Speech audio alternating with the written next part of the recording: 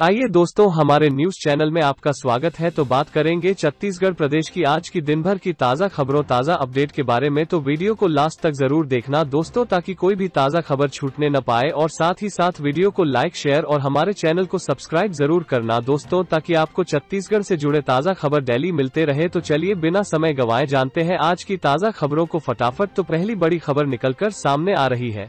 दुर्ग में लॉकडाउन 6.0 जिले में 31 मई तक सब कुछ बंद, कुछ ढील के साथ कड़ी रहेगी चौकसी। सभी को कोरोना गाइडलाइन का करना होगा पालन। छत्तीसगढ़ के दुर्ग जिले 6वीं बार लॉकडाउन को आगे बढ़ाया गया है। लॉकडाउन के वजह से जिले में कोरोना का संक्रमण की दर में कमी आई है। यही वजह है कि जिले में 6 अप्रैल से लगातार जिला प्रशासन ने लॉकडाउन को लगा कर रखा है। अब इसे 31 मई तक के लिए बढ़ा दिया गया है। मौजूदा लॉकडाउन पहले की ही तरह सख्त होगा और जिले की सीमाएं भी सील रहेगी, लेकिन इस दौरान लोगों को पहले से ज्यादा छूट दी जाएगी। जिले में ट्रेड वाइज अल्टरनेट डे में दुकानें खोली जा सकेगी। यह छूट केवल सुबह 11 से शाम 5 बजे तक के लिए होगी। इसी तरह पोल्ट्री, मांस व मटन की दुकानें रविवार को छोड़कर पूरे सप्ताह खोली जा सकेगी। खेती सीजन को देखते हुए सहकारी व ग्रामीण बैंकों को भी अब पूरे दिन खोलने की अनुमति होगी और यहां सामान्य लेन देन भी किया जा सकेगा। मॉल और सुपर बाजार अब भी बंद रहेंगे। वहीं होटल व रेस्टोरेंट संचालक केवल ऑनलाइन कंपनियों के माध्यम से होम डिलीवरी में सामान उपलब्ध करा सकेंगे। इस बीच रात में टोटल लॉकडाउन रहेगा। दुर्ग कलेक्टर डॉक्टर सर्वेश्वर नरेंद्र भूरे ने इस संबंध में निर्देश जारी कर दिए हैं। अगली खबर है छत्तीसगढ़ में सड़क हादसे, लॉकडाउन के बीच मृत्यु दर में 50% की कमी। रायपुर। छत्तीसगढ़ में लॉकडाउन के दौरान पिछले 3 महीने की तुलना में सड़क हादसे से मृत्यु दर में 50% की कमी आई है। 2021 के लगते ही जनवरी, फरवरी और मार्च में सड़क दुर्घटनाओं में प्रतिदिन औसतन 20 व्यक्तियों की मौत हो रही थी। अप्रैल में सड़क दुर्घटना मृत्यु दर घटकर प्रतिदिन औसतन 10 हुई है। साथ ही इस साल 4 माह के सड़क दुर्घटना आंकड़ों के विश्लेषण से यातायात नियमों के उल्लंघन, विशेषकर तेजी और लापरवाही पूर्वक वाहन चलान के कारण सड़क दुर्घटना में वृद्धि परिलक्षित हो रही है। वर्ष 2021 के प्रथम 4 माह जनवरी से अप्रैल तक में कुल 4,576 सड़क दुर्घटना में 2064 व्यक्तियों की मौत और 4150 व्यक्ति घायल हुए हैं। साथ ही अगला ब्रेकिंग न्यूज है, टीके का सिस्टम फेल। बिलासपुर में जो पहले पहुंचा उसे लगा दी वैक्सीन, रजिस्ट्रेशन कराने वाले फिर बैरंग लौटे। सेंटर पर जमकर हंगामा। छत्तीसगढ़ में प्रशासनिक सिस्टम ही सरकार के सिस्टम को फेल करने में लगा है। एक और सरकार 18+ टीकाकरण के लिए सीजी टिकट पर रजिस्ट्रेशन कराने की बात कह रही है। वहीं वैक्सीनेशन सेंटर अभी भी पहले आओ पहले पाओ की नीति पर चल रहे हैं। इसको लेकर सोमवार सुबह बिलासपुर के एक वैक्सीनेशन सेंटर पर जमकर हंगामा हो गया। सेंटर में पहले पहुंचे लोगों को टोकन बांट दिया गया। जब पंजीकरण कराने वाले लोग पहुंचे तो पता चला कि वैक्सीन ही खत्म हो गई है। जानकारी के मुताबिक हेमू नगर में शंकर नगर स्थित शासकीय उच्च माध्यमिक शाला में वैक्सीनेशन सेंटर बनाया गया है। यहां सुबह 6 बजे से ही वैक्सीन लगवाने वालों की लाइन लगी थी। इस बीच सुबह करीब 9 बजे क्षेत्र के वे लोग भी पहुंचने लगे जिन्होंने सरकारी पोर्टल पर वैक्सीनेशन के लिए रजिस्ट्रेशन कराया था। इनमें बड़ी संख्या बीपीएल और एपीएल परिवारों की थी। 2 घंटे लाइन में खड़े रहने के बाद जब नंबर आया तो पता चला कि डोज खत्म हो गई है। इसके बाद हंगामा शुरू हो गया।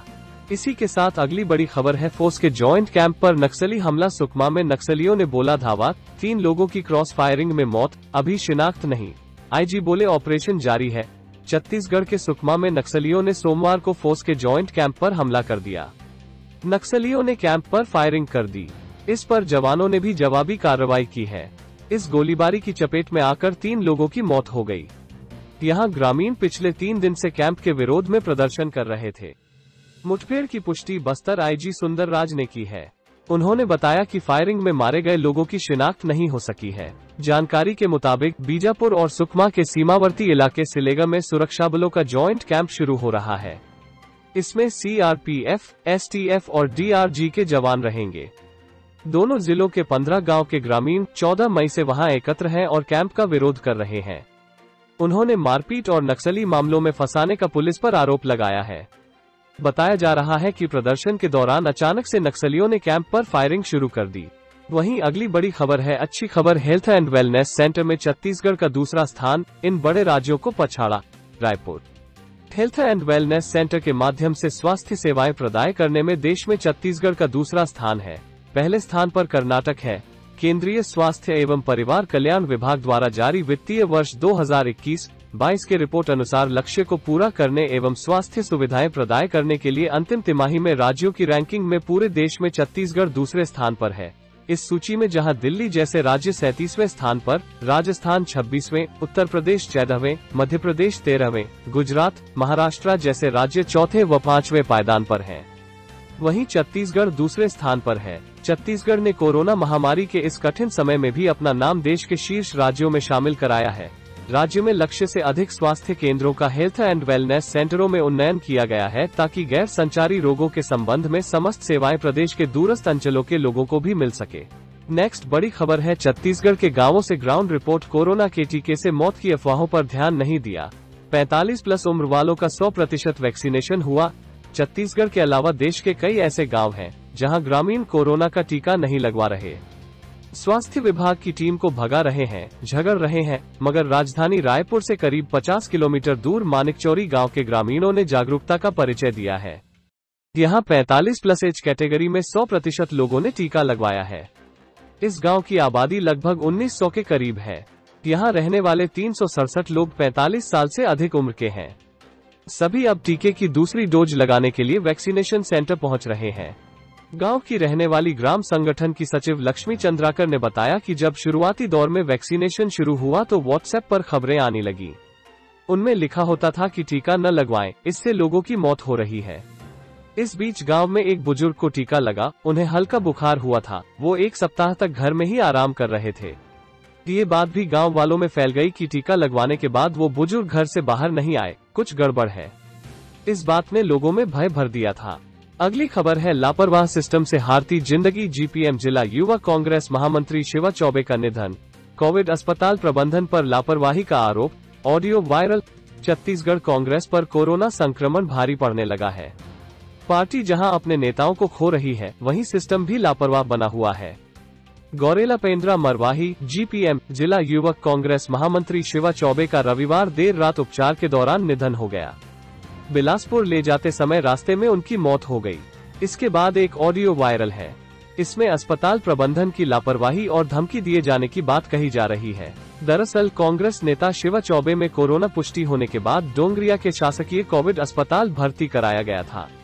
वहां तबीयत में सुधार नहीं हुआ तो उन्होंने गौरेला के एक प्राइवेट अस्पताल में खुद को रेफर करा लिया था, जहां से बिलासपुर ले जाते वक्त उनकी मौत हो गई।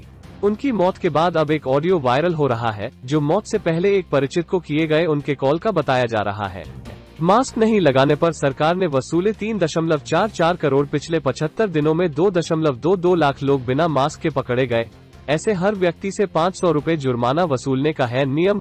कोरोना संकट में उन लोगों के लिए बड़ा दिलचस्प आंकड़ा सामने आया है जो मास्क लगाने से अभी भी परहेज कर रहे हैं। सामने आया है कि ऐसे लोगों से 3 करोड़ 44 लाख रुपए का जुर्माना वसूला जा चुका है। बिना मास्क वालों पर जुर्माने की कार्रवाई अभी भी जारी है। सार्वजनिक स्थानों पर मास्क नहीं लगाने वाले लोगों पर सरकार ने जुर्माने का प्रावधान किया था। शुरुआत में यह 100 रुपए था, बाद में 200 रुपए हुआ और 26 मार्च 2021 को इसे बढ़ाकर 500 रुपए कर दिया गया। अधिकारियों ने बताया 25 फरवरी से 10 मई तक 2,22,000 लोगों को बिना मास्क के पकड़ा गया है। ऐसे लोगों से 3 करोड़ 44 लाख रुपए का जुर्माना वसूला जा चुका है। लॉकडाउन से पहले कुछ दिनों में सड़क पर अथवा सार्वजनिक परिवहन में मास्क नहीं लगाने वालों के खिलाफ प्रशासन ने एक अभियान ही छेड़ दिया था। नगर निगम ने प्रमुख चौराहे पर कर्मचारी तैनात किए थे। इसको लेकर कुछ विवाद भी होते रहे। साथ ही अगली बड़ी खबर है वैक्सीन की बर्बादी पर सीजी हाईकोर्ट सख्त। वैक्सीनेशन सेंटर पर लंबी लाइन, बची हुई डोज अन्य वर्ग को होगी शिफ्ट। 2 दिन में सरकार शपथ पत्र प्रस्तुत करे। छत्तीसगढ़ में 18+ वैक्सीनेशन को लेकर हाईकोर्ट ने फिर सख्त रुख अपनाया है। कोर्ट ने वैक्सीन डोज की बर्बादी को लेकर नाराजगी जताई है। कहा कि सेंटर के बाहर लोगों की लंबी लाइन लगी है, ऐसे में वैक्सीन की बर्बादी रोकनी होगी। एक जगह बच रही है तो उसे अन्य वर्ग के लिए शिफ्ट करें। इस मामले में कोर्ट ने 2 दिन में सरकार को शपथ पत्र प्रस्तुत करने के निर्देश दिए हैं। मामले की अगली सुनवाई 19 मई को होगी। हाईकोर्ट में स्वप्रेरणा से चल रही सुनवाई में यह जनहित याचिका लगाई गई है। अधिवक्ता पलाश तिवारी, राकेश पांड्या, हिमांशु चौबे, सब्यसाची भादुड़ी और अनुमय श्रीवास्तव ने कोर्ट को बताया कि राज्य सरकार ने अपने 9 पेज के जवाब में वैक्सीनेशन के लिए सीजी टीका को भी जोड़ा है। इस पोर्टल में टीके के लिए रजिस्ट्रेशन कराना होगा, पर इसकी व्यवस्था सही नहीं है। इसके कारण पंजीकरण के बाद भी वैक्सीन नहीं लग पा रही है। अगला अपडेट है तौकते का कहर, गोवा में तबाही, ठप पड़ी मुंबई, अब गुजरात की ओर बढ़ रहा तूफानी कहर। नई दिल्ली। कोरोना वायरस के बीच अब देश के दक्षिण पश्चिम राज्यों पर चक्रवाती तूफान तौकते का साया मंडरा रहा है। केरल, कर्नाटक और गोवा में तबाही मचाने के बाद चक्रवात तौकते का असर महाराष्ट्र में भी देखने को मिल रहा है। तेज हवाओं के साथ भारी बारिश और समुद्र में ऊंची लहरें उठी, जिसके कारण 6 लोगों की मौत हो गई, जबकि सैकड़ों घरों को नुकसान पहुंचा है। बिजली के खंभे और पेड़ उखड़ गए हैं। लोगों को घरों को छोड़कर जाना पड़ रहा है। केरल में भी तूफान के असर से कई इलाकों में भारी बारिश हो रही है। केरल में इस चक्रवात की वजह से 2 लोगों की मौत हो गई है। अल्पुझा में भारी बारिश के कारण निचले इलाकों में पानी भर गया है। तटीय इलाके के लोगों को समुद्र से दूर रहने को कहा गया है।